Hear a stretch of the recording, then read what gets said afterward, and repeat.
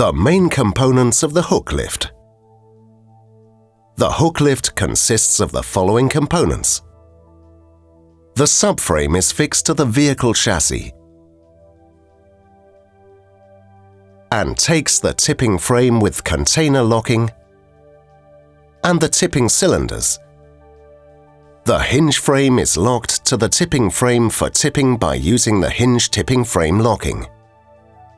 The hinge frame contains the telescope, or in the case of power devices, the horizontal jib. The container to be picked up is coupled with the hook arm. The hook safety latch secures the hook and prevents unintentional unhooking of the container. Hook lifts with articulating hook arm are always equipped with a pneumatically controlled hook safety latch. The container stop is used to secure the longitudinal movement forward.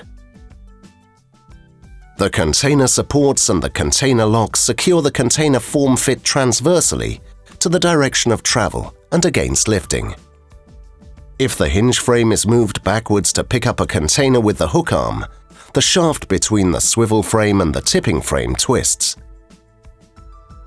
It therefore locks with the subframe and prevents unintentional lifting of the tipping frame. The energy to operate the hook lift comes from a hydraulic pump, which is driven via the power takeoff of the vehicle.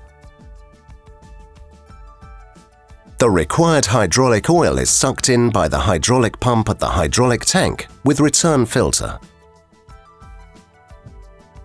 and carried to the control valve. The control valve supplies the hydraulic functions of the unit, which are piloted by the driver at the cab control or remote control. Depending on the model, the control devices can be provided with information such as the operating hours, the remaining working hours until the next service, as well as the status and error codes can be taken. The control commands of the cabin control are passed on to the control valve by the electronic control unit, which is also mounted in the control valve box. The hydraulic oil distribution block is located in the rear area between the rear rollers of the hook lift. Functions such as the rear hydraulic container lock, the articulating hook arm,